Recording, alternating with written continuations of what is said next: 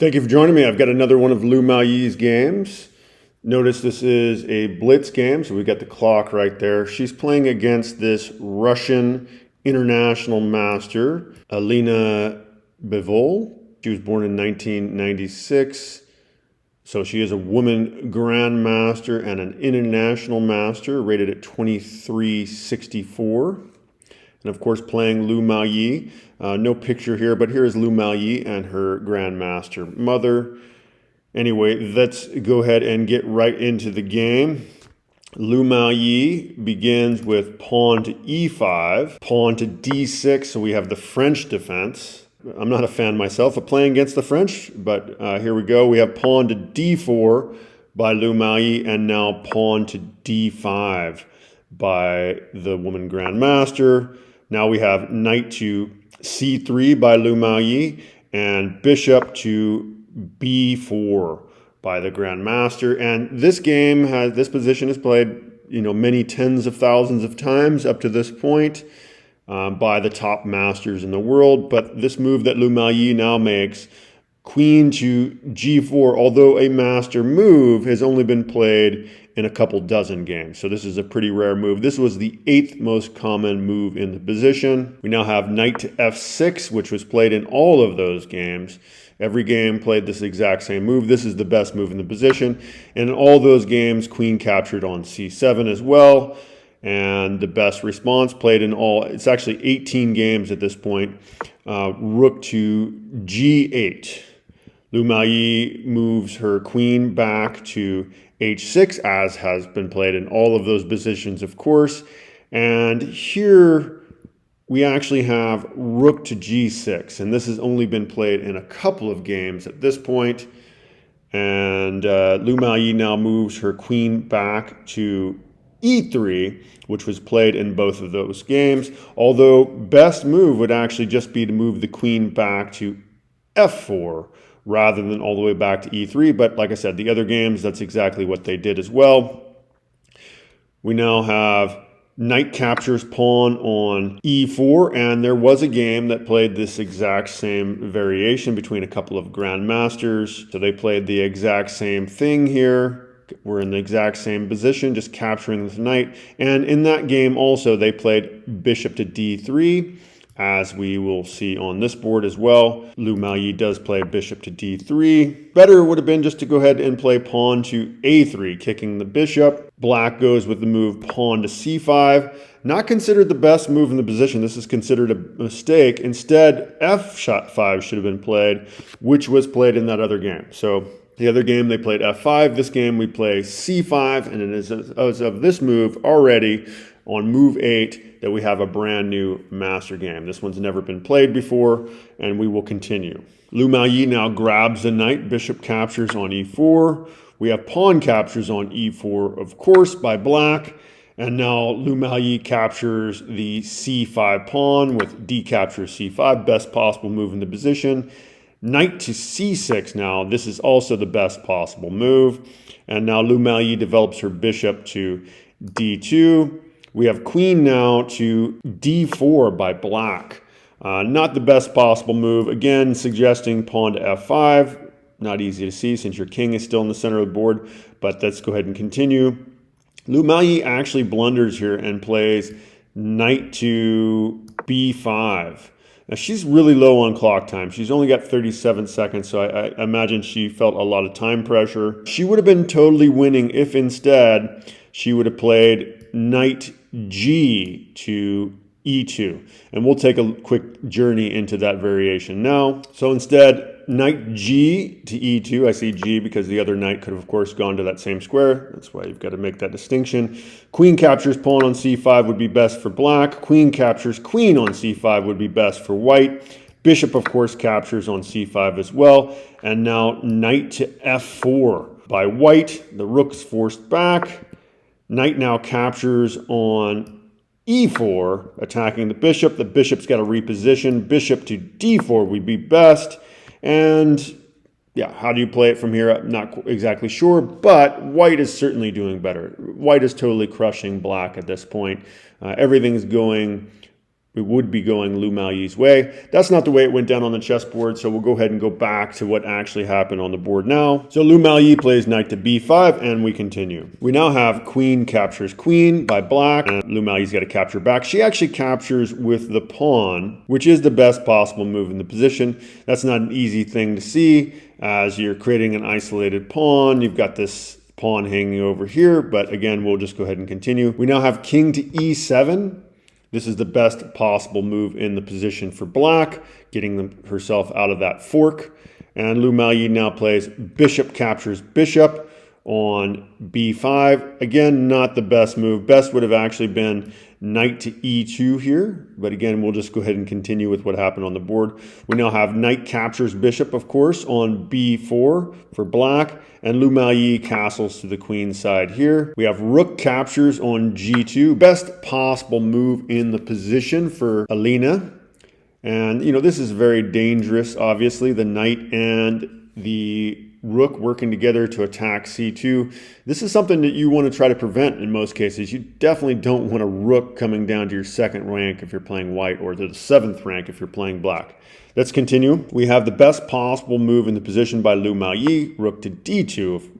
And now knight captures on a1 by the woman grandmaster. King now to d1 by Lu Miaoyi. Now we have rook captures rook by black. So rook captures d2, and of course king captures d2 by Lu Miaoyi. Knight back to b4 now by black, and Lu Miaoyi goes after the knight with king to c3, just kind of activating the king, since, well, the kings are some of the strongest pieces on the board. Only the rooks are stronger. We now have knight to d5, check by black, and now Lu Miaoyi plays king to d4 here. We have bishop to d7 by black, and now Lu Miaoyi attacks the knight with pawn to c4. Very strong move. The knight's got to reposition. She moves it to f6. Would have been better, suggests the engine, actually to go over to b4 here. But again, we'll just kind of continue with what actually happened on the chessboard.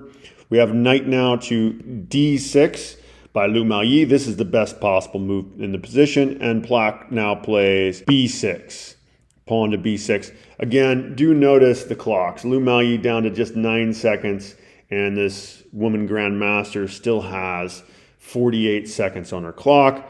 Although this is an inaccuracy, this is not the best move. She should have played pawn to e5. That would have been a much stronger move, kicking the king. But black has the advantage either way. We will continue. Lu Miaoyi plays pawn to b4. Maybe activating the knight would have been a better move. Just get this knight into the game a little bit faster, get your rook into the game. These guys are both just stuck back here, and this is not good. But we'll continue. We now have pawn to a5 by black. Lu Miaoyi goes ahead and plays b captures on a5. This is not the best move in the position.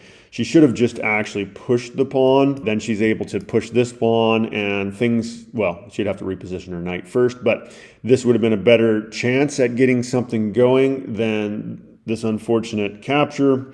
And again, we'll continue. Lu Miaoyi, again, only has 7 seconds on their clock, so this is difficult to calculate. We have the best possible move by black. Pawn captures on c5 check. King captures on c5 is, of course, the best response. And now rook captures on a5 by the woman grandmaster. King to b6 is as good as it gets, really, for Lu Miaoyi. And now rook down to a2. Lu Miaoyi plays pawn to c5. Again, just moments on her clock.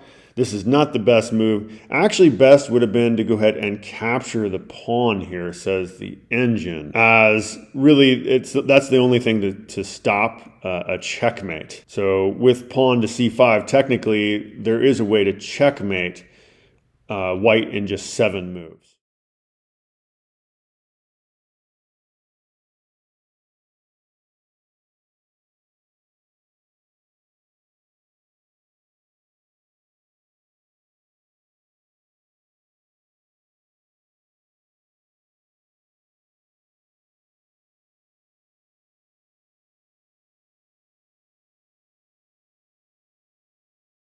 Let's just continue with what actually happened on the chessboard.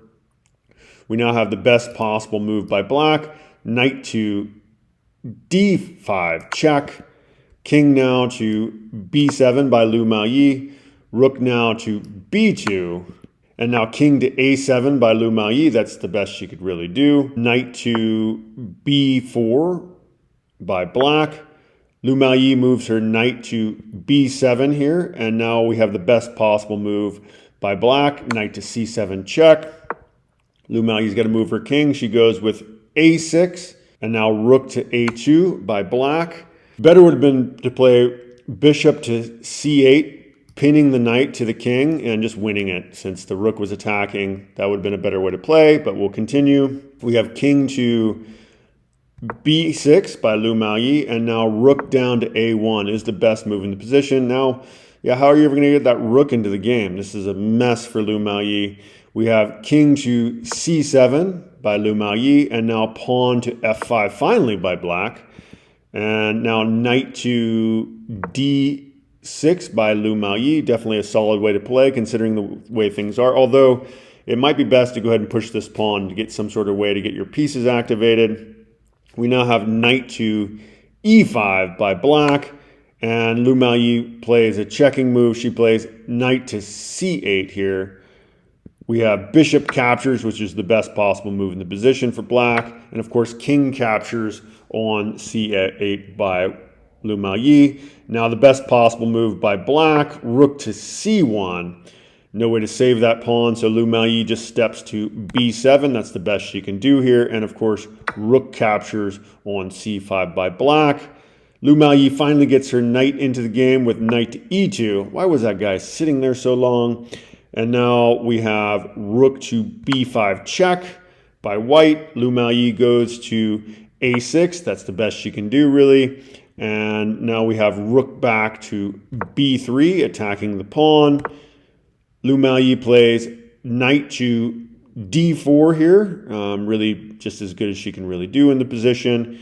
And we do see rook capturing on e3. Now rook to g1 by Lu Miaoyi. And king goes to f7 now, preventing the rook from getting back there.